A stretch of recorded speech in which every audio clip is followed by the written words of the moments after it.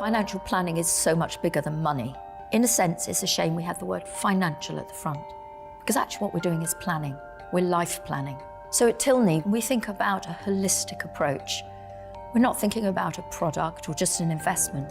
We're thinking about what finance means to your life, your social life, and the welfare of your family.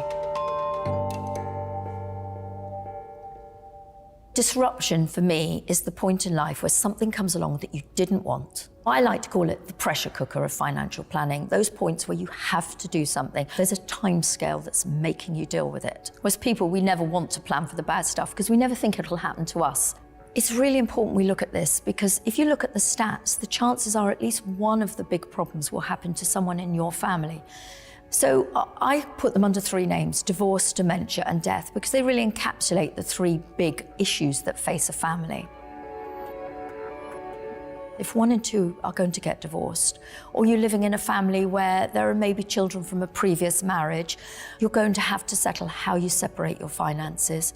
And there's consequences for that as people get older. Which set of children are going to inherit?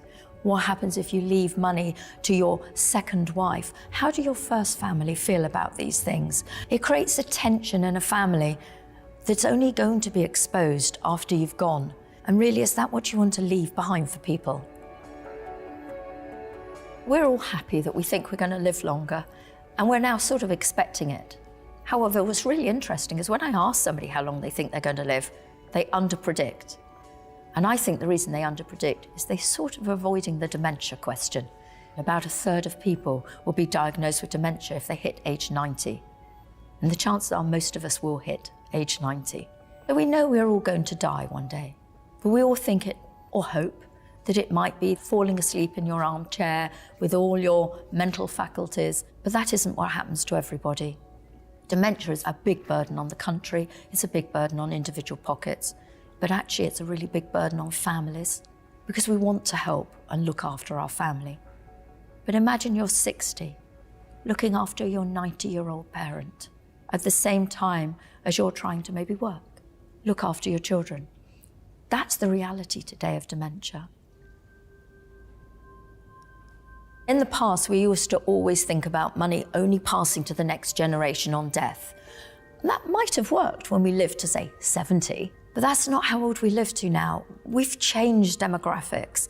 We're now living into our late 80s and 90s, which means if you're thinking about passing your money down to the next generation, well, they could be 60 or more when they inherit. What is the age that you feel your family most needs help? I think it's the time when your family have got young kids of their own. They're struggling with mortgage payments. They're maybe struggling to manage to get their kids through schooling. We need to be talking to our next generation at 70 to say, do you need the money now? And how do we do this without leaving ourselves poor when we need that long-term care?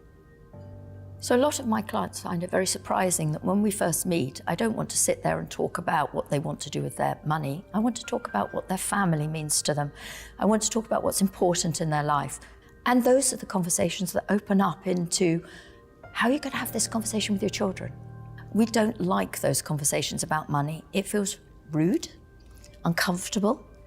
But if we don't have the conversations about what is right for the next generation, how do they know what your wishes are?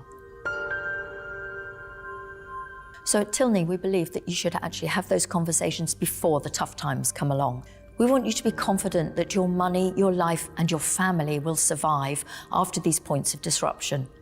So if you talk to us when the times are good, we can put in place the plans that need to happen if one of those disruptions enter your life or your family's life. Because if you can make a gift to your next generation and still go off and enjoy yourself and have that world cruise or whatever it is that makes you happy, well, that's a really great outcome because you can feel confident that you've done what's right for not just yourself, but for those people around you. Actually, I see planning as a real way of showing love for all your family members and yourself.